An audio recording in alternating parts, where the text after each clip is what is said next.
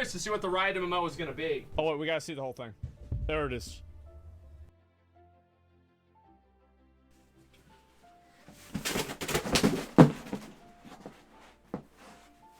Give the nerds hope.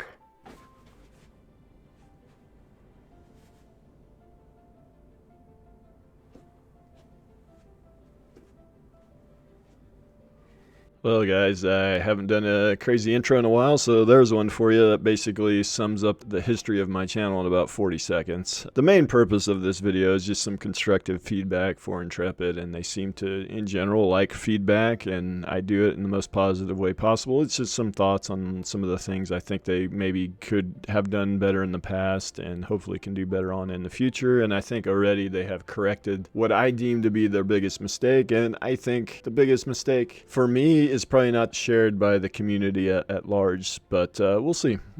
Let's get into it. Every game company makes mistakes, especially when they're working on games as massive as Ashes of Creation. Intrepid Studios has made some mistakes as well. For me, there's one mistake they have made that stands above the rest, and my guess it is not the same as what you might be thinking. Many point to Apocalypse as their biggest mistake, but for me that is not the biggest mistake. In fact, I have no issues with what they wanted to do with that project. I do have one small issue with the execution of that project, but the concept I think was a sound one. I do take some issue with those that say it was just a combat test, as to me it was clearly not, as it was meant to run in conjunction with the MMO testing. If the negative review bomb had not happened, it likely would still be running. I don't think it was a cash grab as many said it was. I think it was meant to be a mechanism to drive even more hype for the project. I don't have huge issues with the fact they monetized it because it was a cosmetic only monetization. I do have some small issues with the idea that they monetized it when it was in a very buggy state. On the topic of monetization, some point to the cosmetic pre-order monthly packs they sell as an issue. I have no issues at all if a game dev wants to monetize their game with cosmetics, especially an MMO that takes a massive amount of money to develop and maintain. People take the hate of predatory monetization so far as to dislike fair monetization.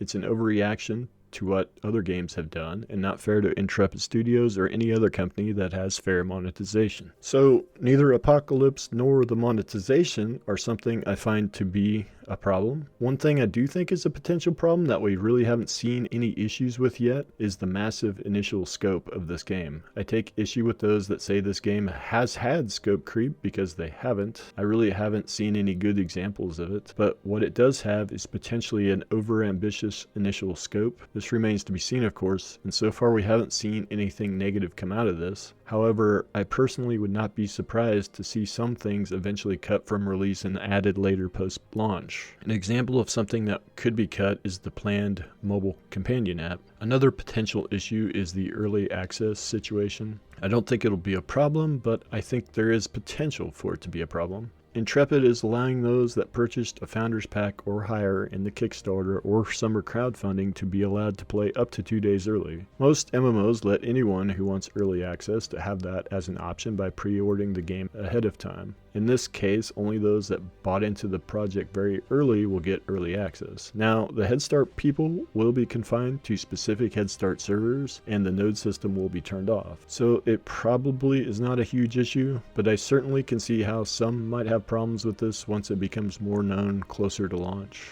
So some potential issues are the massive initial scope and early access. But what is the one big issue I think Intrepid has had during their development that I think they have learned from and corrected? I think they were too transparent early on. Now you might say, isn't transparency good? Transparency is something that sounds good, but in practice that is not always the case. And I have the massive luxury of hindsight bias. Put me in Steven's shoes in 2017, and I would probably try to go the same route he did, be very transparent with the development of Ashes, and then find out that there is a point you can be too transparent and dial that back some. Don't get me wrong, Intrepid Studios is still very transparent with their development process, but nothing like they used to be. In the very early Alpha Zero live streams, they would stream stream entire playtests, sometimes over an hour of uncut gameplay, with a very early build of the game. It was early enough in development that it didn't cause any issues, but they have drastically shifted away from showing too much over time, and I think that is a good decision. And it is one thing to show too much, it is another thing to let the public just jump in, which is a mistake they did make with Apocalypse, letting the public in, releasing it on Steam so the negative reviews could be allowed to propagate. I don't have any issues with the concept of Apocalypse and using that as a testing ground and a place to build hype, but it was rushed out the door before it was ready. It should have been tested internally much longer until it reached a much more polished state. Then if you want to release it to the public, I would understand that. I think Alpha 1 in 2021 was a similar story. It felt a bit rushed, and I feel as though they should not have dropped the NDA on it. Luckily, because of the hype surrounding the project that had returned following the Lazy Peon hype video and the interviews Steven did with several big creators, and Steven basically curating what the big streamers saw when they did play test the game on their streams, it didn't do any damage to their reputation. But these days, people just don't understand a technical alpha. When you have games like Lost Ark that do testing of a completed game that is being imported to the West and call it an alpha, the uneducated masses don't understand that not all games are polished and complete games in alpha. In fact, alphas by definition historically are not in any way polished. What they are though is somewhat feature complete typically. Typically a lot of the features of the game are in the alpha, just in a very unpolished state. This was not the case for Alpha 1 of Ashes of Creation, so in many ways it was still pre-alpha at that point. That being said, I played Alpha 1 pretty heavily. There was more to do in that test than many realized, but still it was very much lacking many features of the game. Related to the idea of being too transparent, they used to have much more specific timelines. There is a reason most MMOs are not specific at all with their timelines, because many have found out over time that the complexities of MMO development mean delays are almost inevitable. But Ashes had some very ambitious estimates for release of alpha and beta. The Kickstarter estimated delivery for beta, which is supposed to be only a short test before the launch of the game, was late 2018. This is basically impossible given the game production didn't even start until June 2017 with a tiny team size of 15 to 20 people. In general, with MMOs that hit production phase, the average time to completion runs anywhere from 4 to 8 years. If they had a fully ramped up staff at that time, which they didn't, the earliest we could have possibly seen beta, if everything had gone perfectly, would have been 2021. Of course, like with most MMOs, everything did not go perfectly, as there was a 1-year setback with a major flaw in the backend code, and only recently have they gotten close to fully staffed. There have been a few other road maps over the years. One was around APOC that had Alpha 1 in 2019 that was abandoned when they found the code flaw. Then another in 2020 that was also way off, since we did not see Alpha 1 until mid-2021, and a few more revisions of that timeline until we finally did get Alpha 1 in mid-2021, but it was not as feature-rich as initially planned, with only 3 archetypes instead of the 8 planned for Alpha 1 being one example. Timelines and roadmaps are nice, but specific dates I think probably should be avoided until you get really close to a finished product. I understand wanting to drive hype, and that is something I think Steven Sharif is a master at. He has been excellent at driving hype for this project with how active he has been,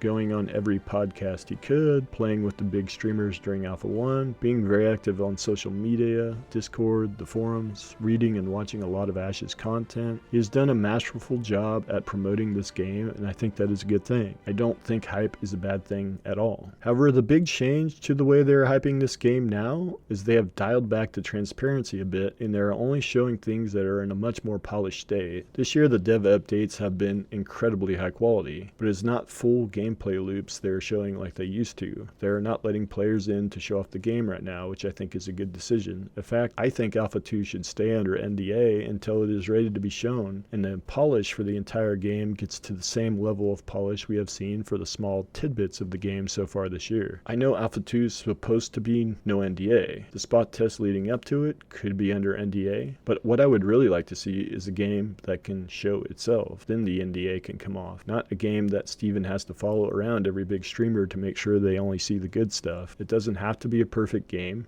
It is an alpha after all, but it should be something that has enough content and polish to meet the definition of what alpha actually is and can stand on its own and show itself off. To finish up, this video is not meant to be a negative video, though I know some will interpret it that way. Instead, this is a video praising Intrepid for adjusting on the fly and improving their processes over time. Like I said, I get the luxury of hindsight bias and not having the weight of a failing genre on my shoulders every day as Intrepid and Steven do. Essentially, I am playing armchair quarterback with this video, and it is a much easier position than actually being the quarterback is. And I'm a big fan of Ashes, and I do have a pretty strong feeling that it is going to succeed. I have followed many projects, and I don't think any have more passion than this team has. Some might come close, but this project I think has the most passionate dev team in MMO history. So there's a lot of reasons to be hopeful, and it is justified, but at the same time remaining objective and open and providing constructive criticism is also a part of what it takes to push this project to the level it needs to be. And that will always be the way I approach this channel,